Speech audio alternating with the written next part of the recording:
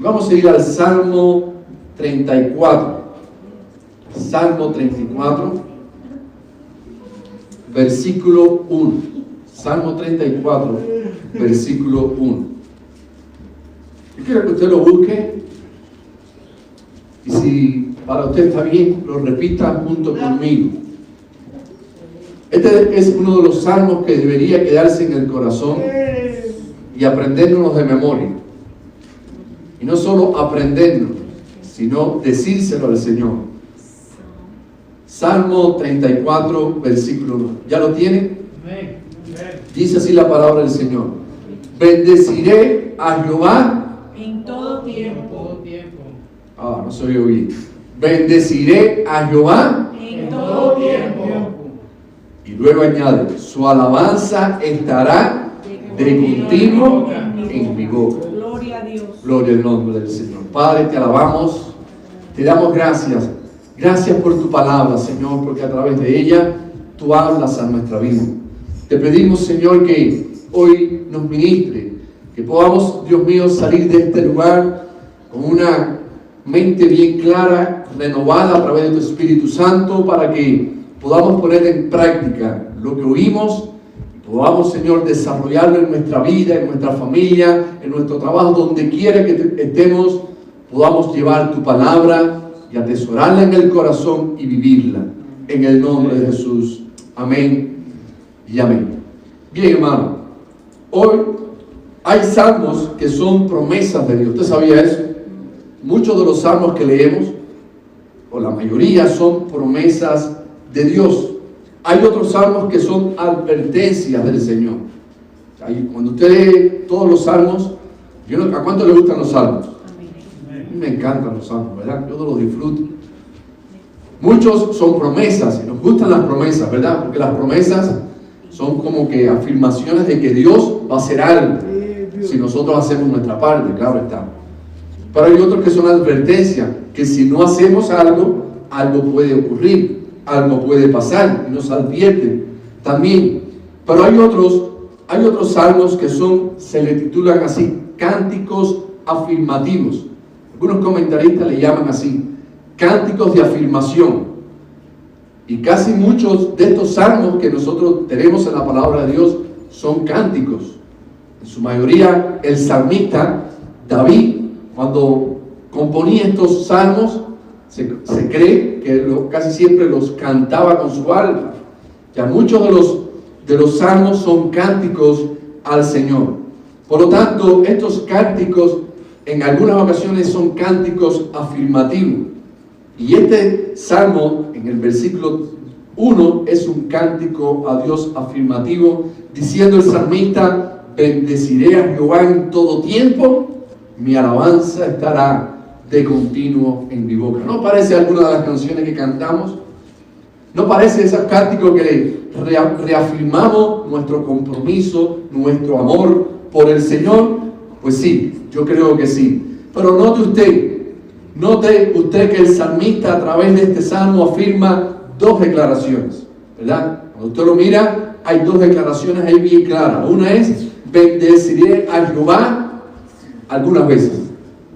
En todo tiempo. No, cuando me vaya bien. Cuando el jefe me dé un mejor cheque, ahí voy a bendecir al Señor. Dice la palabra: en todo tiempo. ¿Sabe qué significa en todo tiempo? Cuando estamos tristes, cuando estamos a veces enfermos, cuando no nos ha ido tan bien, cuando nos despidieron del trabajo. ¿Está dispuesto usted a bendecir al Señor? Amén. Cuando de momento las cosas no han ido bien en el mes y le toca pagar la renta, y no tiene el dinero, ¿cuánto están dispuestos a bendecir al Señor en ese tiempo? La palabra nos anima a que entendamos de que de una vez y por todas que debemos aprender a bendecir al Señor en todo tiempo. Las cosas estén bien o no estén bien. Dice un corito: alabar a Dios cuando las cosas me vayan bien. Qué bueno es. Pero yo le alabo dentro del quebranto. Amén. El Espíritu Santo se ha derramado dentro de mí. O sea, no son las circunstancias las que me van a hacer a mí alabar a Dios. Yo alabo a Dios porque Él es real. Yo alabo a Dios porque le amo. Yo le alabo a Dios porque Él me amó tanto que entregó a su Hijo Jesucristo. Yo alabo a Dios porque Él está conmigo. Yo tengo tantas razones para alabar a Dios que no necesito que sean las circunstancias las que me muevan para yo alabar al Señor. Por lo tanto, el cristiano, el verdadero cristiano, va a alabar a Dios en todo tiempo. Pero hay una segunda declaración. La segunda declaración dice: su alabanza estará algunas veces en mi boca. Continúa. Mi alabanza estará cuando yo estoy de ganas. Cuando estoy de ganas, mi alabanza está en la boca. ¿Así dice el Salmo? No. ¿Cómo dice el Salmo? Continúa. Continuamente. ¿Qué cosa es una cosa continuamente? Siempre, siempre. Siempre. Yo salgo de mi casa, salgo cantando y alabando al Señor. Amén. Yo voy para mi trabajo y en mi trabajo la gente me mira y dice: este está medio chiflado. No, es que yo tengo un cántico de alabanza para el Señor. En lo que otros se quejan, en lo que otros se amargan, en lo que otros están contando los segundos para irse, yo estoy cantando al Señor y el tiempo se me va contento, Gloria a Dios. feliz de lo que estoy haciendo. Yo he visto mucha gente que trabaja amargado, hermano. Hay gente que trabaja nada más por el cheque. Ustedes, sí, yo no le digo que no, el cheque usted lo necesita. Pero si usted va a trabajar por el cheque nada más, hermano, usted va a vivir infeliz. Qué bueno es trabajar con gozo y con alegría. Amén. ¿Saben? Yo trabajo los jueves, yo reparto pan, ¿verdad? 2 horas de camino, 2 horas y 20 minutos, hasta Colorado Springs, estamos aquí. Y después de Colorado Springs estoy ahí en algunas tiendas, también unas lejos de otras. O sea que me paso varias horas en mi camión. Pero yo a veces he mirado que hay gente, porque a veces subo el volumen, pongo el teléfono y pongo predicaciones.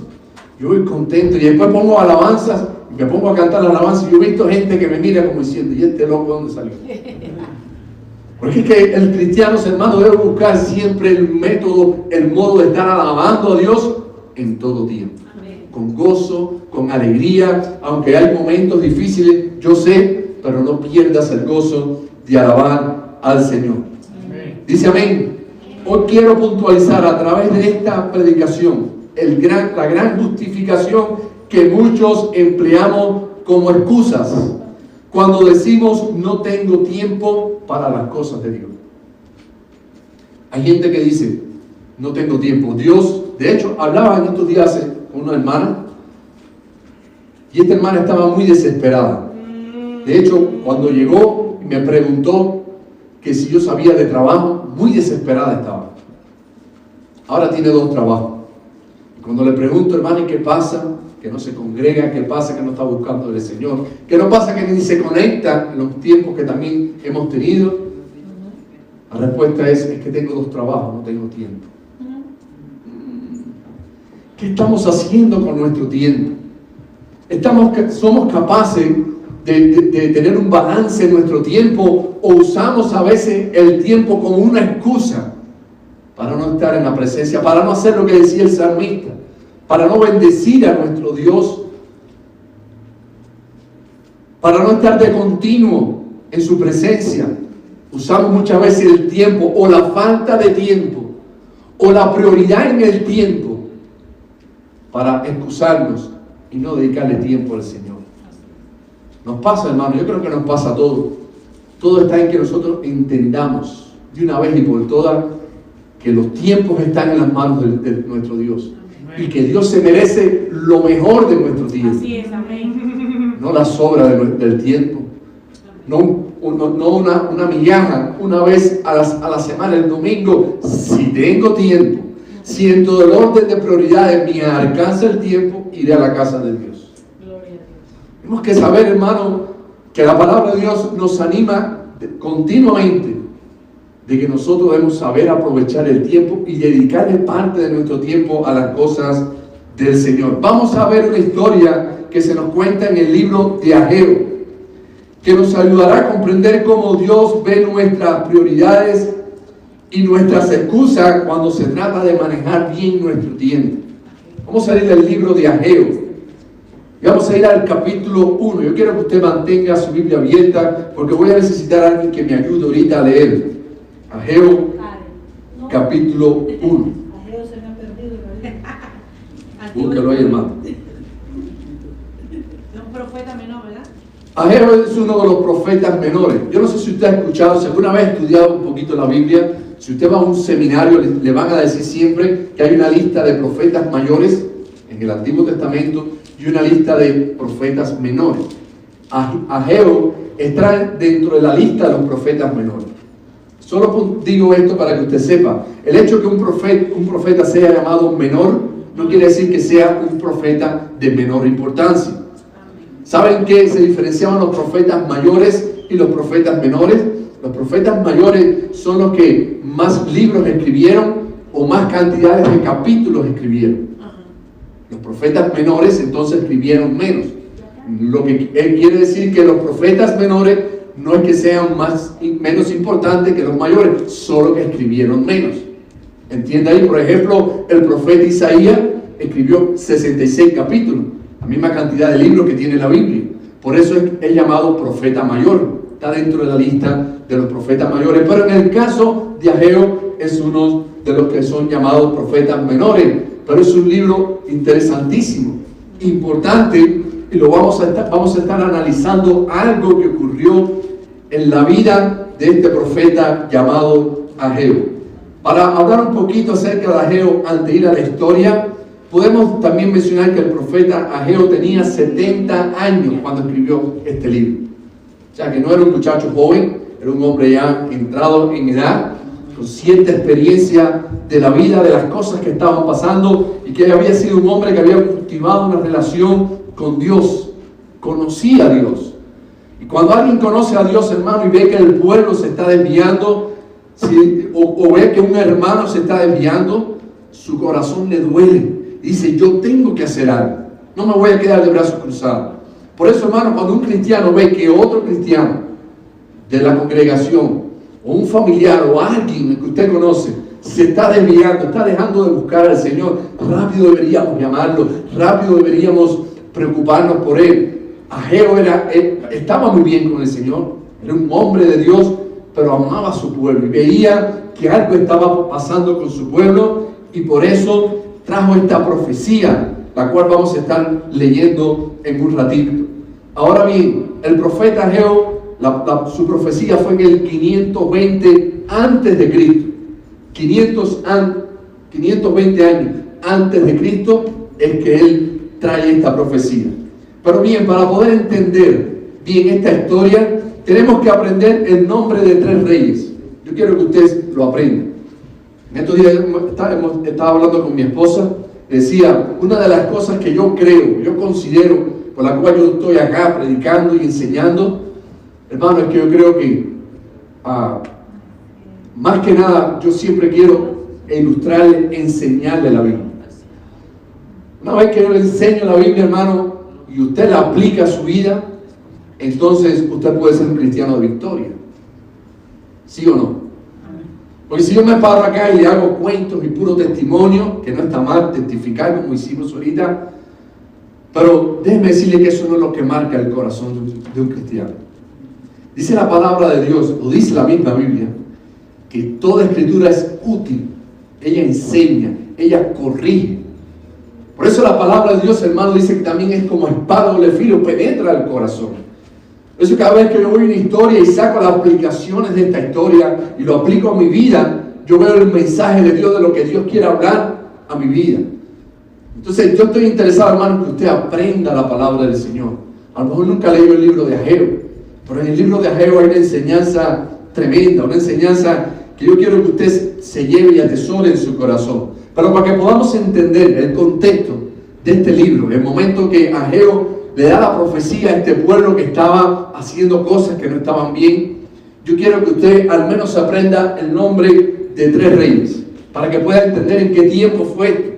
El primer rey fue el rey Ciro. Diga conmigo, Ciro. Usted le puede buscar hasta la historia secular. Ya hay una película del rey Ciro.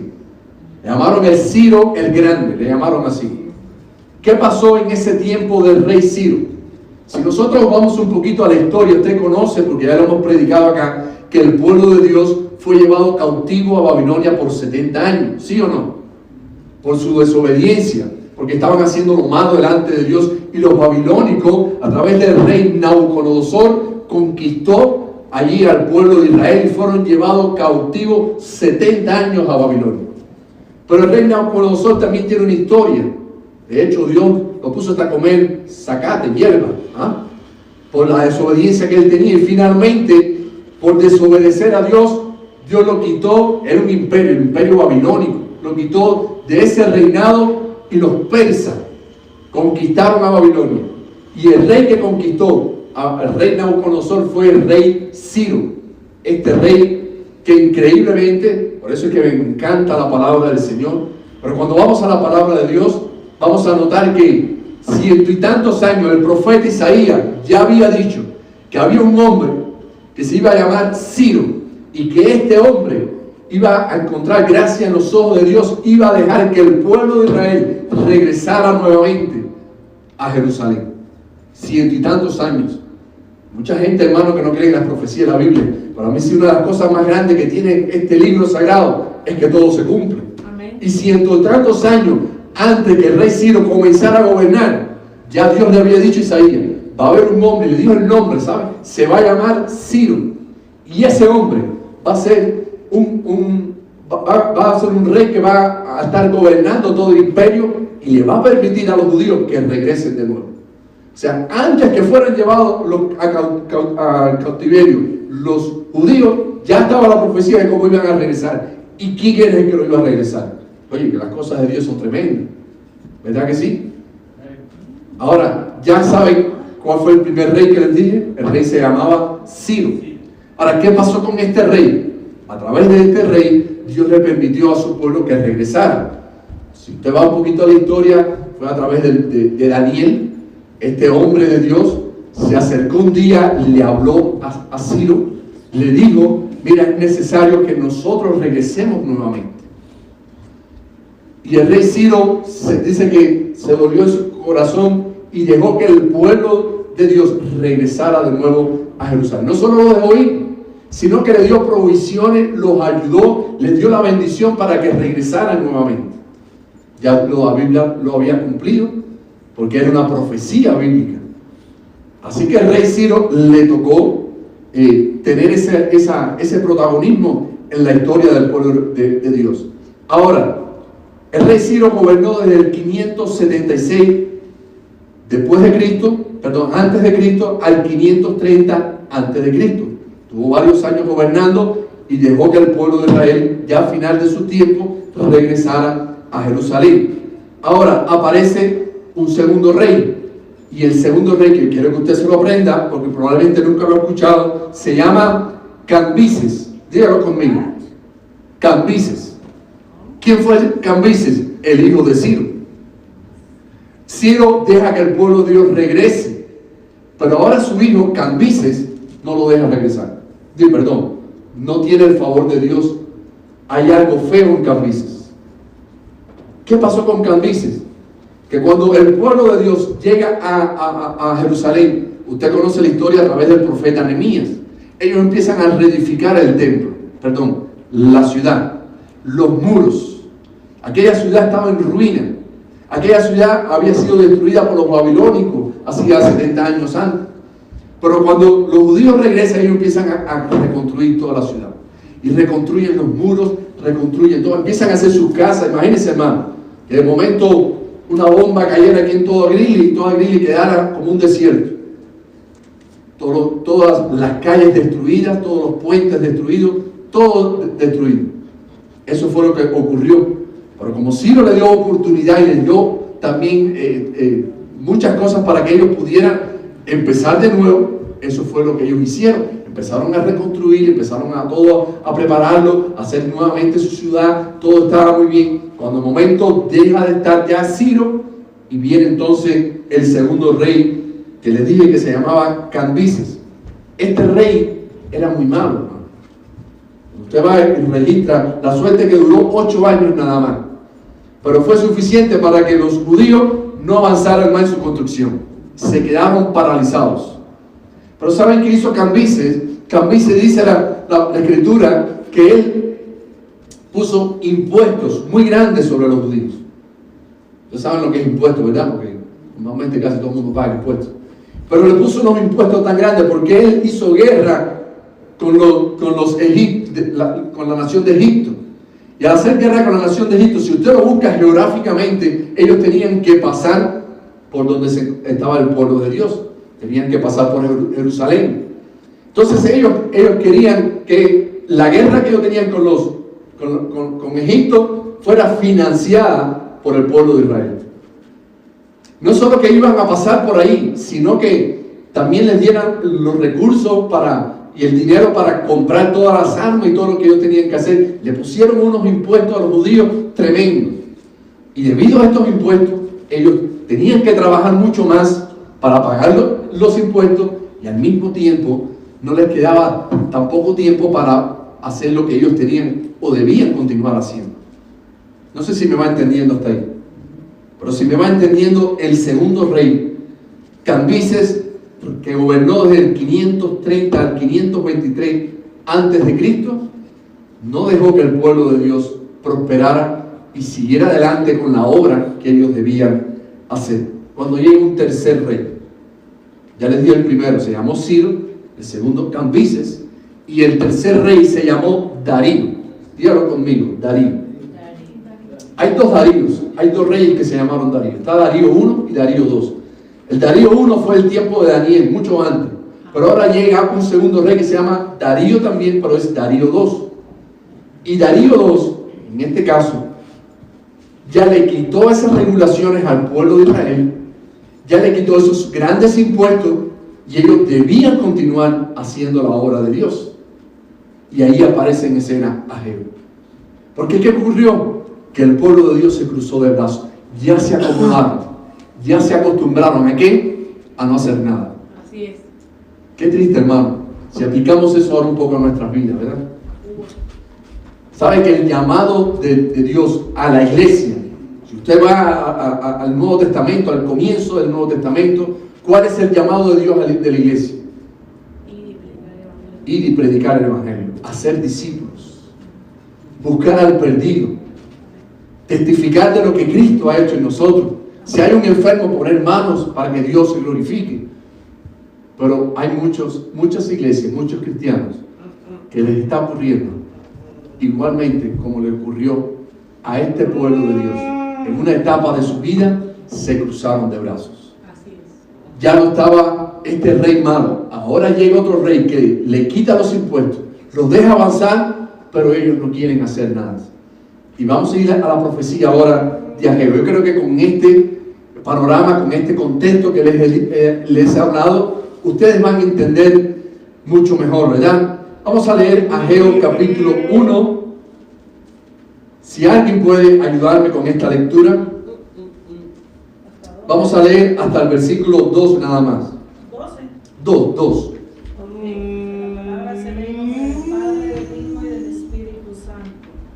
En el año segundo del rey Darío, en el mes sexto, el primer día del mes, vino palabra de Jehová por medio del profeta Ageo a Zorobabel, hijo de Salatiel, gobernador de Judá, y a Josué, hijo de Josadat, sumo sacerdote, diciendo: Así ha hablado Jehová de los ejércitos, diciendo: Este pueblo dice, no ha llegado aún el tiempo de que la casa de Jehová sea reedificada. Déjelo ir, hermano.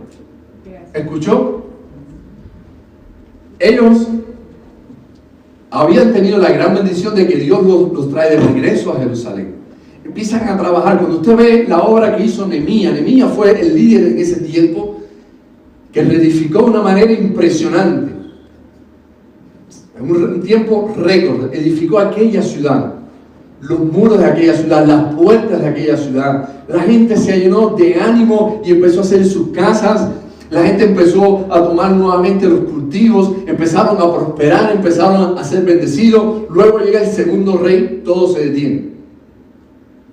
Pero este rey, por la gracia y la misericordia de Dios, duró 8 años.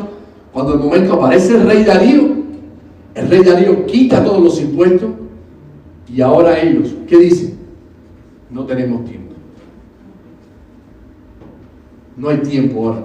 ¿Saben para qué no había tiempo? Porque la Biblia lo dice. Para reedificar la casa de Dios. O sea que lo habían hecho casi todo, pero lo más importante, que era la casa de Dios, donde se supone que ellos iban a congregarse, donde se supone que ellos venían a entregar las ofrendas al Señor, donde se supone que ellos venían a consagrar su vida con Dios, esa no se había reedificado. Y ahora ellos decían, no la hemos reedificado. ¿Saben por qué? Porque no tenemos tiempo. Qué tremendo eso, hermano. ¿No les suena eso a los tiempos que estamos viviendo? ¿Cuánta gente hoy en día dice, no voy a la iglesia, no oro? ¿Cuántas cosas que debe hacer un cristiano para ser bendecido por el Señor? Casi siempre es por eso, por el factor tiempo. Esa es la justificación. No tenemos tiempo. Déjame decirle que esa justificación la tiene el hombre hace muchos años. O sea, que no se siente usted solamente aludido. El hombre viene justificándose delante de Dios hace muchos años, diciendo, no tengo tiempo. De hecho, le he predicado a personas y me han dicho, yo quisiera ir a la iglesia, yo quisiera ser un cristiano, pero mi tiempo está muy ocupado. ¿Ah? Y dice la Biblia que llegará el día en que el Señor dirá, ahora no hay tiempo. Creo que lo predicaba el miércoles acá, cuando la puerta se cierre, cuando le habla Dios a la iglesia de la Odisea y le dice, venga, la puerta está abierta, todo el que quiera entrar y cenar, la puerta está abierta. Pero llegará el momento, hermano, que la puerta no va a estar abierta, no habrá tiempo. Qué triste, hermano, cuando hay gente que no entiende de que hay un tiempo que tenemos que dedicarle a nuestro Dios, porque Él se lo merece, porque Él nos lo da Amén. todo y nos da lo más grande, la salvación y la vida eterna. Amén. Por lo tanto, hermano, tenemos que aprender a dedicar nuestro tiempo al Señor. Esta gente dice que no tenían tiempo. Por lo tanto, el profeta Ageo exhorta al pueblo a que mediten en 3 aspectos en su vida y cómo es que están manejando las prioridades de su tiempo. Y le menciona al menos 3. Yo no sé si me da tiempo para los 3, pero al menos les voy a mencionar 2. 2 aspectos en la vida de aquella gente que no meditaban, no reflexionaban, no entendían de que había que dedicarle el tiempo a Dios por encima de todas las cosas, dándolo como algo prioritario en su vida. Lo primero, lo que le exhorta a Ageo, y le deja entender de que sus prioridades, ellos estaban enfocados en prioridades materiales. Por eso es que decía que no tenían tiempo. No, hermano, el que se enfoca su vida todo en cosas materiales, por supuesto que no le va a alcanzar el tiempo. Si alguien se proyecta en su vida y dice, yo quiero una troca del año, yo quiero una casa en tiempo récord, en 5 años, me voy a hacer una troca del año, me voy a hacer de una casa buena y después voy a viajar, voy a hacer... Cuando tú enfocas, no, hermano, si usted se planifica, usted llena una lista, necesita 5 trabajos, ¿sí o no? Uno no la va a alcanzar, créeme. Necesita 5. Pero ¿dónde está el asunto? Donde ponemos la prioridad. Por supuesto que si ponemos la prioridad mal puesta, no nos va a alcanzar el tiempo. Vamos a ver qué le dice Ageo, qué le dice Dios a este pueblo mediante el profeta Ageo. Versículo 7. Si ahora me ayudan, vamos a leer el versículo, del 5 al 7. Del versículo 5 al 7. ¿Quién me lo lee ahí? Jehová de los ejércitos, meditad bien sobre vuestros caminos, sembráis mucho y recogéis poco, coméis y no os saciáis, bebéis y no quedáis satisfechos, os vestís y no os calentáis, y el que trabaja a jornal recibe su jornal en saco roto. Así ha dicho Jehová de los ejércitos, meditad sobre nuestros caminos, subid al monte y traed madera. No, déjelo ahí, hermano, hasta el 7. Gracias. Vamos a repetir, dice, meditad bien sobre vuestros caminos, sembráis mucho Y recogéis poco. ¿y qué pasa? Eso no es lógico. ¿Ah? Lo lógico es que si usted siembra 10 matas no, ¿cómo es? Árboles, no sé, el maíz, ¿cómo le dicen? ¿Mata? Maíz se le dicen matas. Ya aprendí ya que hay algunas cosas que sí le dicen matas.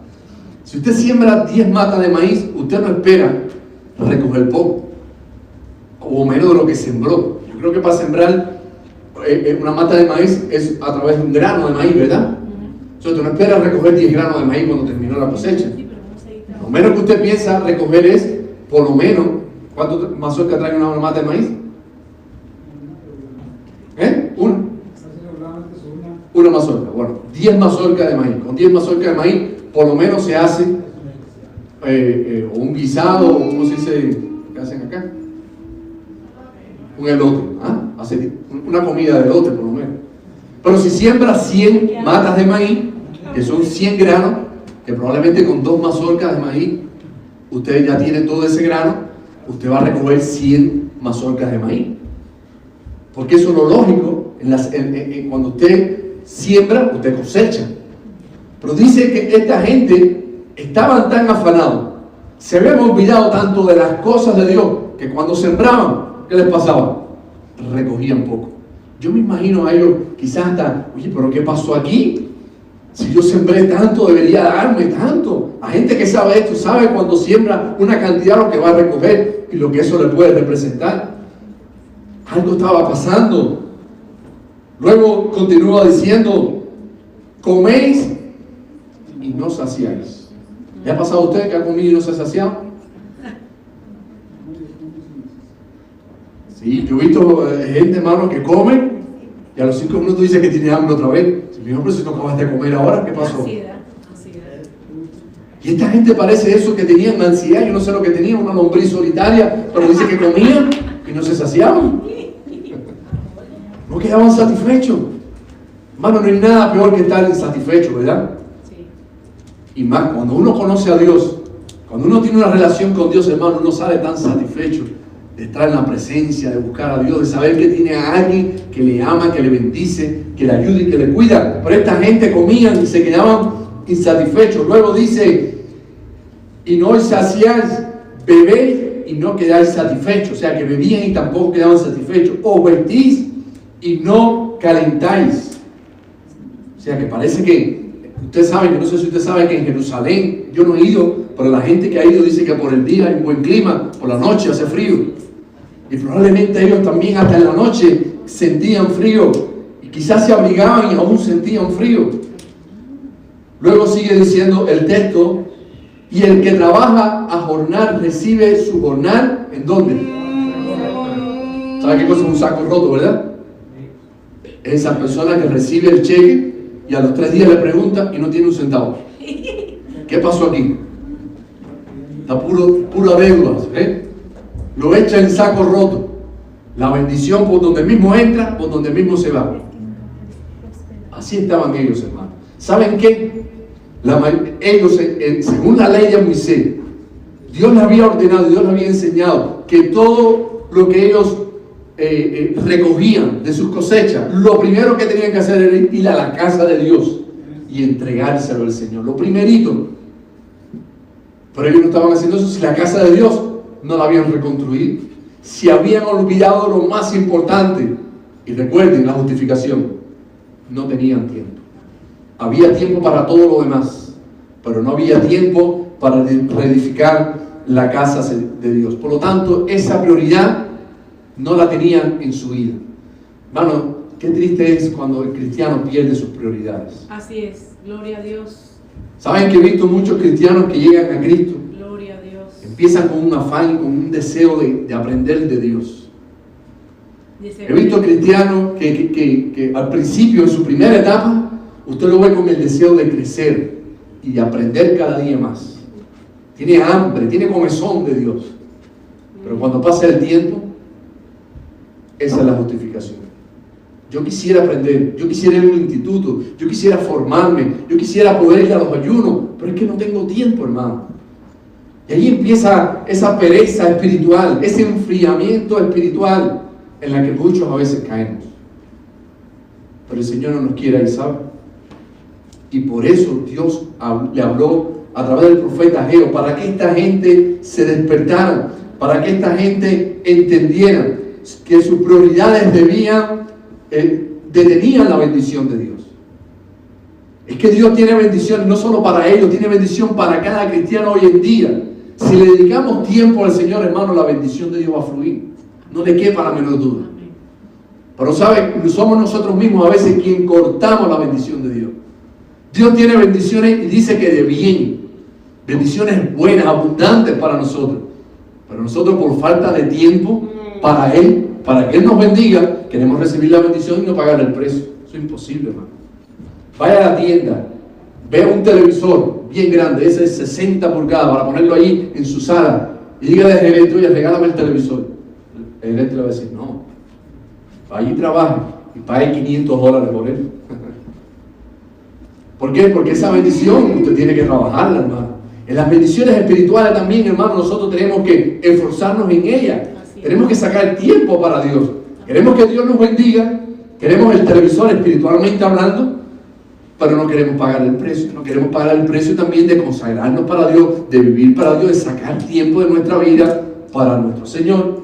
Y esta gente había olvidado que lo más importante para su pueblo era la casa de Dios, porque allí donde Dios se conectaba con su pueblo, y ellos habían olvidado esta prioridad. Por lo tanto, ellos estaban cerrando la bendición de Dios. Vamos a leer ahora a partir del versículo 8. A ver, hermana, si usted nuevamente me ayuda, del versículo 8 hasta el versículo 11. Vamos a ver de qué manera ellos estaban deteniendo la bendición de Dios. Vamos a aplicar esto a nuestra vida, hermano, porque sepamos que somos nosotros a veces quienes detenemos la bendición de Dios. Vamos a ver por qué ellos estaban deteniendo la bendición del Señor. Del 8 al 11, hermano. Subid al monte y traed madera y reedificad la casa, y pondré en ella mi voluntad, seré glorificado, ha dicho Jehová. Buscáis mucho y hallaréis poco, y encerraréis en casa, y yo lo disiparé en un soplo. ¿Por qué? Dice Jehová de los ejércitos. Por cuanto mi casa está desierta, y cada uno de vosotros corre a su propia casa.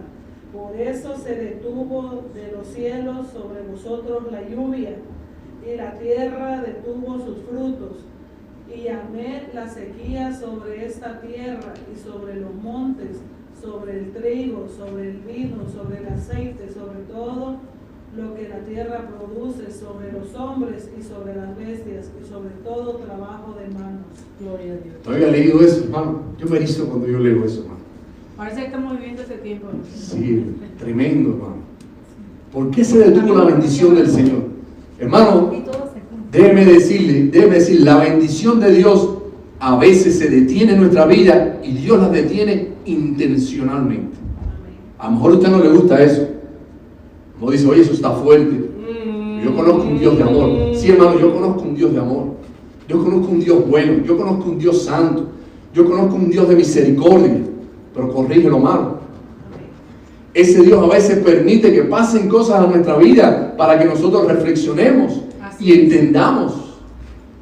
Y ahí cuando vamos a esta palabra, hermano, este pueblo había, por falta de tiempo, esa era la excusa, no había otra. Habían dejado lo más importante. Y ahora la orden es, dejen lo que están haciendo, suban al monte y empiezan a edificar mi casa. Porque mi casa la han olvidado, están afanados tanto en su propia casa que han olvidado la casa del Señor. Entonces yo cuando veo esto digo, bueno, parece que en aquel tiempo la gente decía, no, mi casa tiene 3 cuartos, lo voy a poner un cuarto más. No, la casa de Dios no, eso no, ahí no, olvídate de eso. Vamos a añadir, vamos a pintar la casa, vamos a ponerla bien bonita. Recuerden que unos añitos antes nada más, ellos habían plantado su casa. Pero parece que no se conformaban, querían más para la casa. Querían más belleza para la casa. Trabajaban duro para eso. Y Dios que dijo, vamos a cortar la bendición. Intencionalmente, ¿saben? La tierra dejó de producir. La tierra dejó de hacer lo que tenía que hacer. Dios apretó la tuerca. Y esta gente tiene que entender, de alguna manera u otra, cómo van a despreciarme, cómo me van a cambiar, cómo van a sustituir el adorar a Dios en mi casa por las cosas materiales. Y cuando yo veo esto, hermano, eso es lo que está pasando en estos tiempos. La gente está sustituyendo a Dios por las cosas materiales. Primero el trabajo, primero lo que yo quiero, primero lo que yo necesito, primero mi vida, primero mis cosas, primero mi salud, primero yo, primero segundo yo, primero tercero yo, todo yo. Y desplazamos a Dios. Y ahí está Dios enojado, hermano. Quizás usted se pregunte, ¿por qué lo del coronavirus? Yo no sé, pero a veces Dios tiene que apretar la tuerca. Así es, así es. ¿Quiénes quedarán? Los que de verdad le buscan. Amén. Los que dicen, yo tengo tiempo Gloria a para Dios, Dios. así es, Señor. Mi tiempo le pertenece a Aleluya. Dios.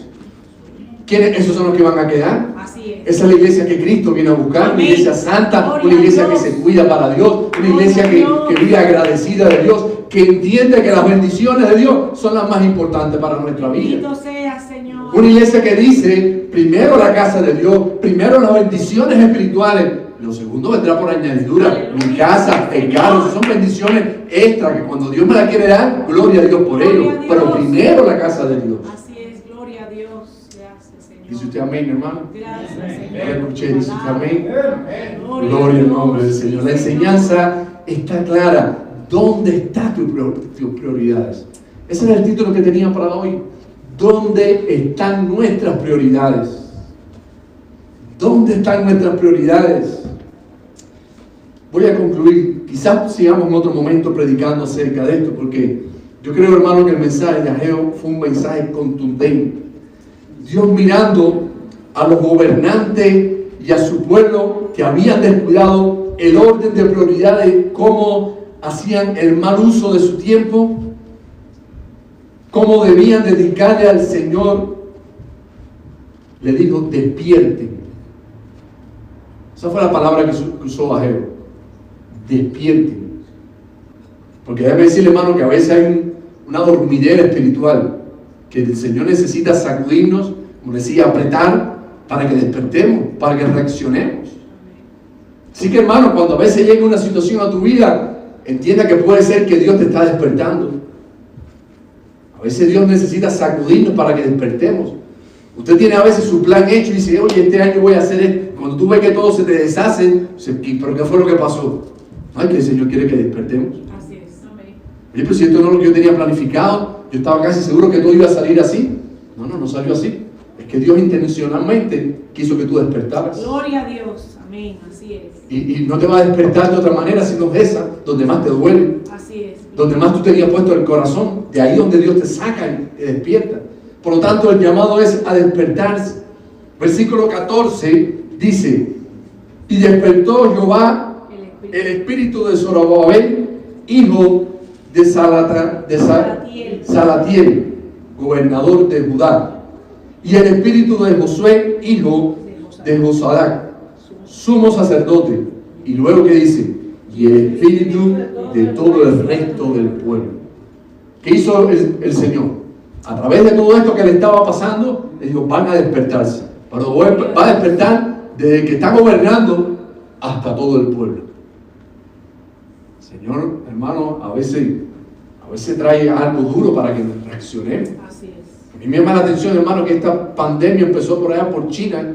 Cuando usted mira en el mapa, hermano, mira que China está lejos de aquí. ¿Usted no lo viste, hermano? Está en el otro lado del planeta. Bien lejos.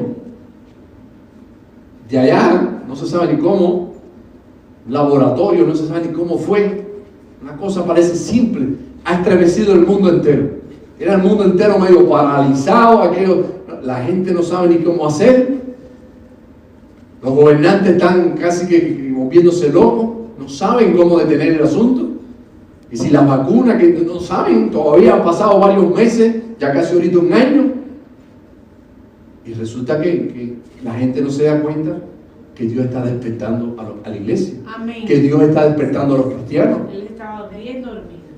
Era necesario, hermano. Y yo no estoy diciendo que fue Dios. Yo creo que este es el resultado del mismo pecado del hombre. Así pero es. es que Dios usa a veces esas cosas para despertar a su iglesia. Así es. Amén. Por lo tanto, dice la palabra de Dios, despiértate tú que duermes. Amén. Y levántate de entre los muertos y te alumbrará Cristo. Aleluya. A veces es necesario, hermano, que Dios sacuda a la iglesia para que despertemos y podamos entender Así es. lo que Gloria a Dios tiene Dios. para nosotros. Y me llama la atención, hermano, que todo el pueblo despertó del llamado que Dios le estaba haciendo a través del profeta Ageo. También todos nuevamente se enfocaron en sus prioridades y en su tiempo hallaron para Dios, hallaron tiempo para Dios. Dijeron, espérate un momento, vamos a reenfocarnos. Porque a veces, hermano, llega un momento en que Dios nos habla y uno despierta y dice, no, espérate, déjame reaccionar. ¿Qué estoy haciendo desplazando a Dios de esa manera? Así es. Y ellos reaccionan, el pueblo reacciona, los gobernantes reaccionan. Versículo 15, vamos a ver qué dijeron ellos. Y vieron y trabajaron en la casa de Jehová de los ejércitos, su Dios. Y en el día 24 del mes sexto, en el segundo año del rey Darío. Dijeron, vamos a trabajar, vamos a echarle ganas. Se acabó la dormidera. La casa de Dios, ahí donde tenemos que ir, ahí donde tenemos que buscar su rostro, ahí donde tenemos que buscar su presencia. Vamos a edificarlo, vamos al monte, vamos a traer todo lo que necesitemos. Y por segunda vez, aquel gran casa que Dios había fabricado mediante el profeta Salomón se reedifica de una manera tremenda. Y el pueblo entero fue a adorar a Dios en esa casa. Y entendieron que tenían que poner a Dios en primer lugar en su vida y sacar tiempo para Dios. Ponemos en pie en esta hora. Gloria a Dios. No sé cuántos se animan en esta hora a decir, Señor, yo quiero que mi vida, que mi tiempo sea para ti. Amén. Señor, yo sé que tengo que trabajar. Vivimos en un mundo donde hay que pagar biles y demás. Pero cuando ponemos a Dios en primer lugar en nuestra vida y decimos, Señor, tú estás primero. Y si no lo hacemos así, hermanos, cerramos la puerta de la bendición. ¿Cuántos quieren tener la puerta de la bendición abierta? Ponga a Dios en primer lugar en su vida. Ese es el cerrojo, hermano. A veces somos nosotros los que ponemos llave. Cerramos. Y es Dios que quiere entrar a nosotros, pero nosotros le tenemos la puerta cerrada. Ábrele la puerta, hermano. Cierre sus ojos en esta hora. Ore a Dios. Dile, Señor, yo abro la puerta de la bendición para mi casa, para mi familia. Voy a ordenar mis prioridades. Te voy a poner a ti en primer lugar.